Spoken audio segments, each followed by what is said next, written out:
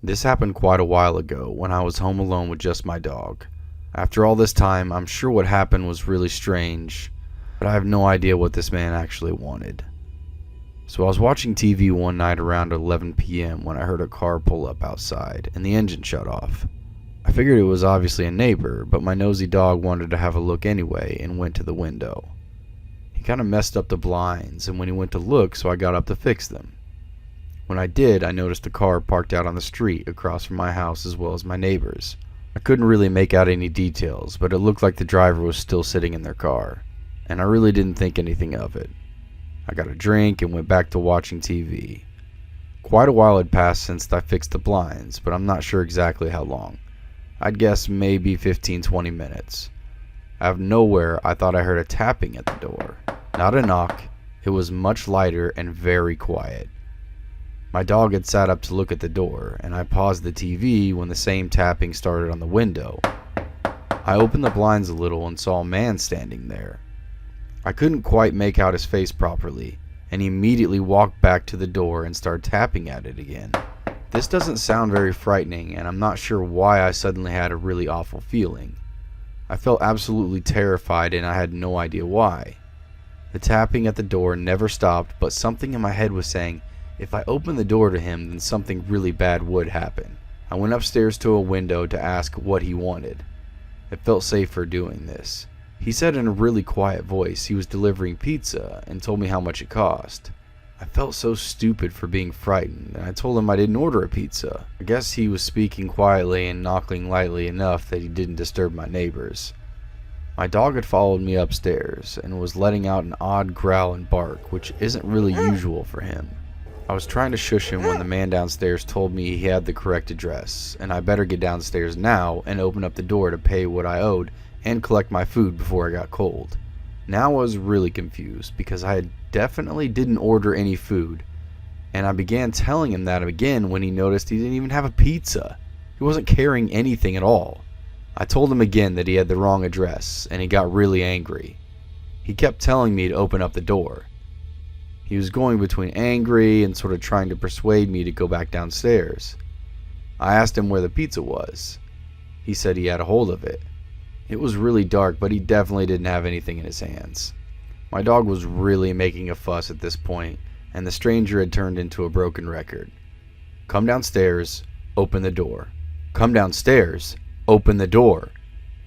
All the noise must have alerted my neighbors, who did open his front door. And the man didn't say a word, but practically ran across the street to his car that I had heard pulled up a while ago. He went back to the car empty-handed.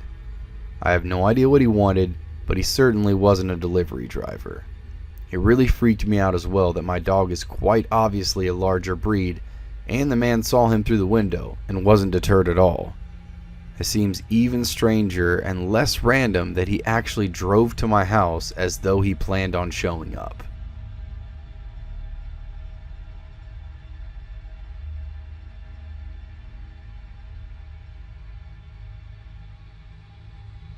As a third-year university student, I like to think that pizza, gyros, and hamburgers are important staples of my cost-effective and not really nutritious nutritional needs. Needless to say, it wasn't long before I became besties with one of the guys running the local pizza parlor 3 blocks from my house. The guys were super cool. I met them for the first time when my best friend Sharon and I went in to buy a pizza for our movie night. I wasn't too jazzed on the movie night because my lesbianist roommate, Sam, insisted on joining. Now, I'm not homophobic. I was Sam-phobic, though. She decided pretty early on that I was hiding my true lesbian nature, and I'd been trying to get me to accept myself for what she believed me to be for like 3 months. This meant that movie nights with Sam mostly consisted of that one where Cuba Gooding Jr. goes on a gay cruise, the one with the chick working in a flower shop, and the one where Nikki from OITNB is a high school cheerleader rooting for her own team. So I wasn't too stoked on the movie night. These mostly ended up in deep conversations about the importance of revealing your true sexuality. And neither was Sharon because Sam had a way of making things really fucking awkward. Sam would later go on to tell Sharon's girlfriend of 5 years that she was cheating on her in an attempt to break them up so that she could later help Sharon pick up the pieces. I told these pizza dudes about my roommate and her crazy movie night antics, And they tried to help us by inviting Sharon and I to come back at midnight to watch a horror movie on their projector that they had set up in the dining area. I'm pretty big on horror movies, so to me it sounded like an awesome idea. Sharon thought it sounded like a plot to kidnap and murder us. We were going. Over the next couple of months, I became really tight with these guys, and I would come over every Friday night for scary movie night and discounted pizza. The dudes were cool, and a good way to get time away from Sam, who had taken to tracking my movements like Dog the Bounty Hunter. The guys were pretty successful with their pizza, and pretty soon they had to hire on more drivers, which is when I met Bill. Bill is pretty much your stereotypical old guy who failed at life. He was in his 40s, but looked like he was pushing 60. He was constantly high, never showed up to work on time, but always had a really measly, long-winded excuse full of anecdotes and why his life as a pizza delivery guy was so hard. Customers hated him too. When they opened their front door, he would push his way into the house and put their pizza on their kitchen counter or table, something he thought would get him a bigger tip. He wouldn't leave their front door until they gave him what he thought was a big enough tip. If they didn't have money, then he'd tell them that he could tip them in a pot. If they didn't have that, he'd start to yell at them for being cheap assholes. One night I was studying and had to order in instead of going out. Normally the guys sent the cool delivery guys to my place, but that night the rotation hit Bill. He stood in my doorway chatting up for a long time and then told me that the guys call him Big Bill for a reason. So obviously Bill needed to get fired like yesterday. The guys do what they have to do to give him notice. I come into the shop on Bill's last working night and talk to my buddy Pete about the firing. Apparently Bill was taking it really well and was about to finish his last delivery of the night, and I hung around to talk to Pete about his troubles with his crazy girlfriend. Bill comes in while we're talking and tries to join the conversation. I was standing at the counter with Pete behind and Bill at my side. Bill starts offering me rides home.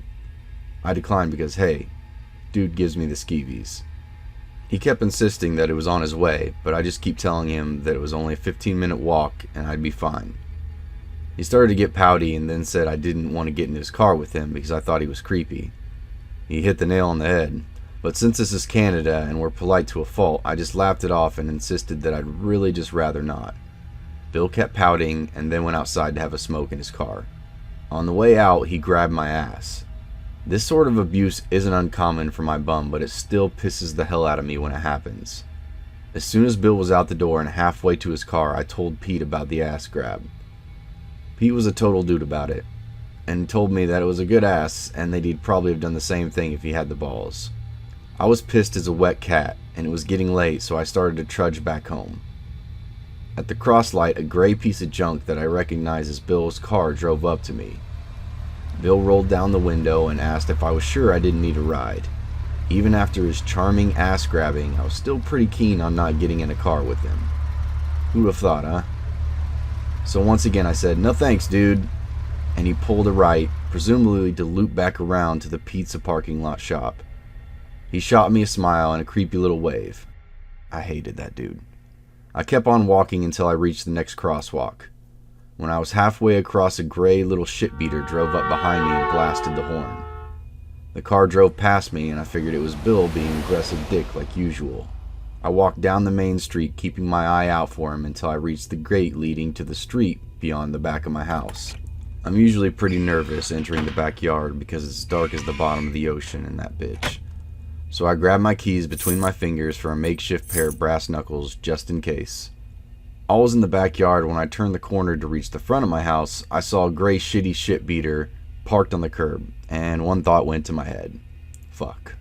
So I'm not super rational, and even though I was standing right at the entrance to my landlord's basement suite, I instead bolted an extra 20 feet to my front door. I felt like I was going a million miles an hour, and that he was going like 0.3 Michael Myers pace per minute. Michael Myers is one slowly but surely motherfucker.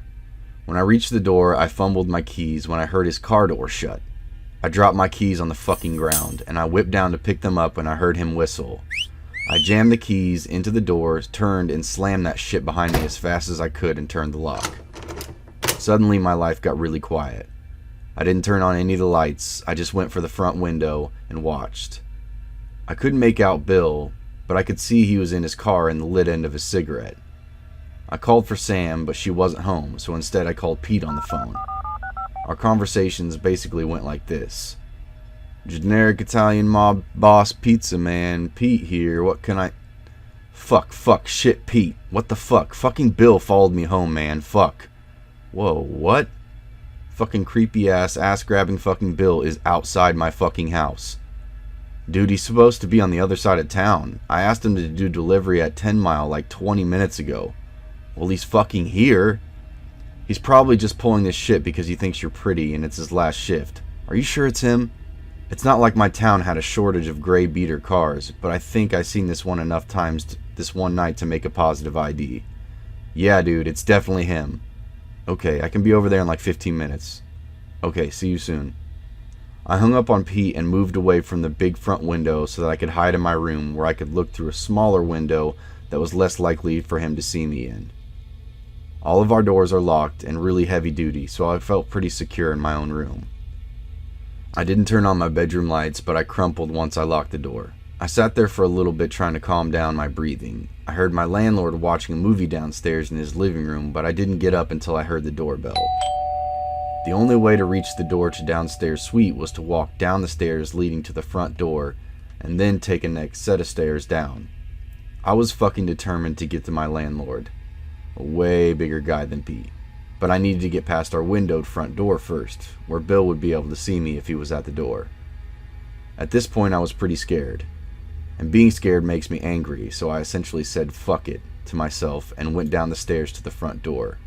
I could see his head and his left half of his body through the window pane. He saw me try to sneak past and called out, "Hey Mwat, it's me, Bill, from Generic Italian Mob Boss Pizza. Pete sent me over with the free pizza for you." I noped myself right down the stairs to my landlord's door. I knocked and he groggily opened it up for me.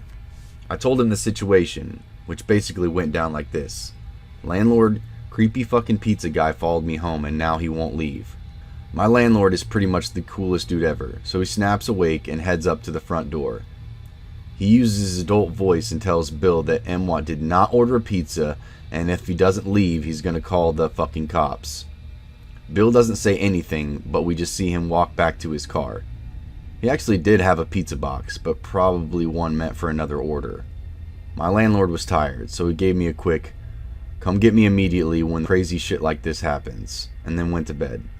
I watched Bill in his car from the big window, keeping my screen on and lit as bright as it could go, so that I could see and have my phone ready to dial. He started up his shitbox and rolled down the road. I called Pete at the pizza place and told him that my landlord handled it and they didn't have to come anymore. Pete waited for Bill to come back and then basically threatened his life with his Big Bill namesake if he ever come back to the pizza place or near me again. It's been almost 2 years since then, and I've never heard from them or Bill since. I don't know if it's a cultural difference between Canadians and Americans, but I've only called the cops once in my life when I was too young to deal with the situation myself. So sorry if it offends you that I didn't call the RCMP. Luckily for the women of Canada, Bill emits his creepy vibes like sun emits heat, so I'm pretty sure he'll never get a step ahead before they realize what's up.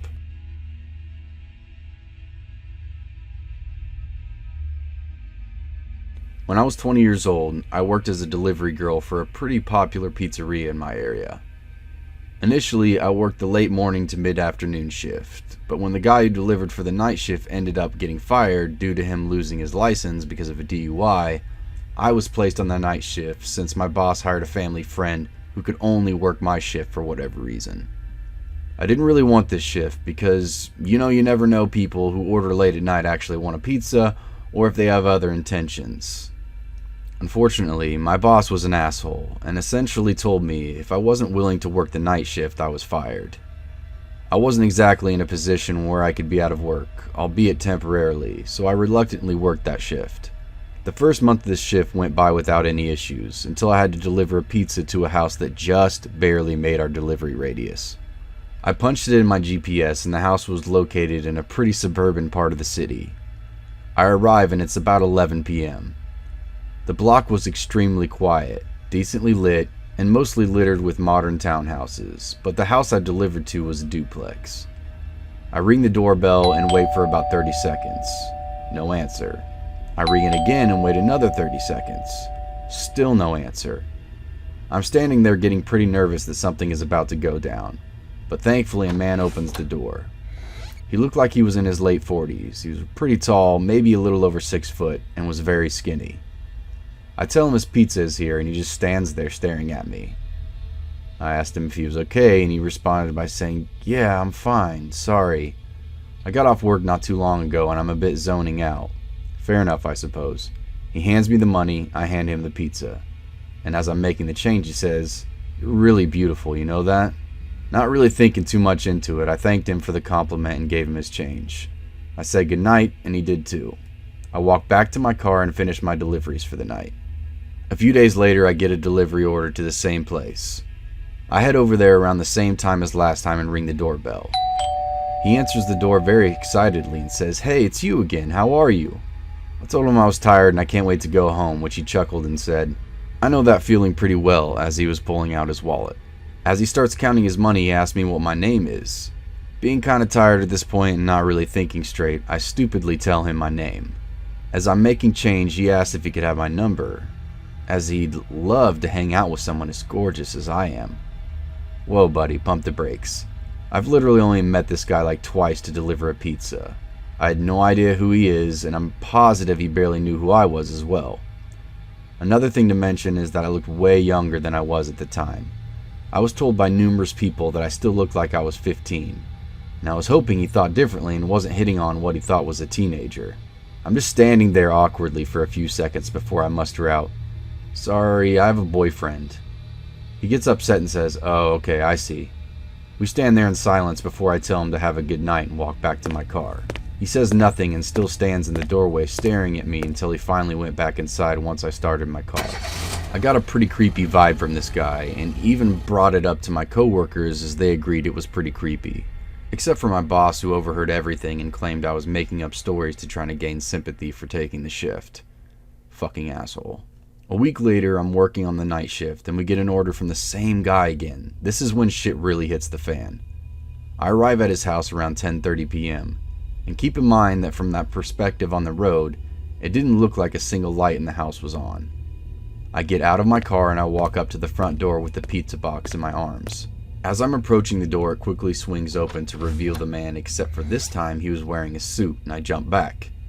He laughs and said, "Sorry if I scared you. I saw you out the window and figured I would just open the door now so you wouldn't have to ring the doorbell." I was getting scared because I mentioned before there was no lights on the house, so he was sitting in the dark the whole time, and if so, why? I nervously laugh and say it's okay. He asked me if I liked his suit, to which I said yes. He then asked me, "Would you like to go on a date with me tonight?" What the fuck? I once again told him I have a boyfriend, to which he chuckles, gets close to me and says, "Honey, there's no way a girl your age is in a serious relationship. If you go on a date with me, I'll show you how a real man treats a girl." He grabs the pizza box from me and throws it to the side and grabs me by my arms, hard. I'm officially shitting bricks at this point, and trying not to cry from the fear that was overwhelming me. I start pleading with him, "Dude, please, I just want to go home. I don't want to go on a date tonight." He just stares at me with the most sinister look I've seen on someone's face and says, "I don't care.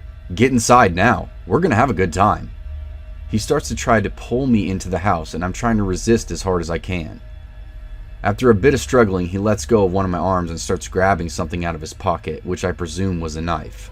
I did something that to this day I am still thankful worked, as he was doing that. I used my free arm to punch him as hard as I could in his stomach. This stuns him for a few seconds and he loosens his grip on me, allowing me to break free. I quickly run to my car, and as I get in, he runs at me and tries pulling me back out of the car, holding the knife in the other arm, and even yells, "Why are you making this so fucking difficult?" I grab a half-empty soda bottle I had in the cup holder and throw it. Luckily, it hits his head and he lets me go. I slam the door, and then all of a sudden he jumps right on the hood of my car and starts scratching and banging on my windshield with his knife. I put the car in reverse and quickly back out of the spot and quickly reverse down the road with him desperately trying to hold on. He's banging on my hood and screaming, "Stop the fucking car!" I turn onto the next road as swiftly as I possibly could, and he luckily falls off of my hood.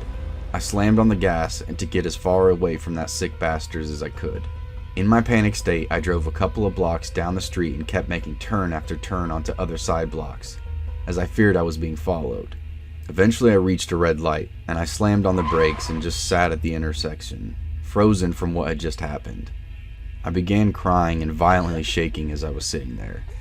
It dawned on me that I had came so close to losing my life, and I couldn't help but feel like I shouldn't have been alive. Once the light turned green, I pulled over to the side and just sat there crying. Eventually, I got the energy to drive back to the pizzeria, and I almost immediately after walking in, my coworker knew something was wrong. I practically broke down in front of him, and everyone else came to the front wondering what was going on. I fought tears and explained everything that had just happened.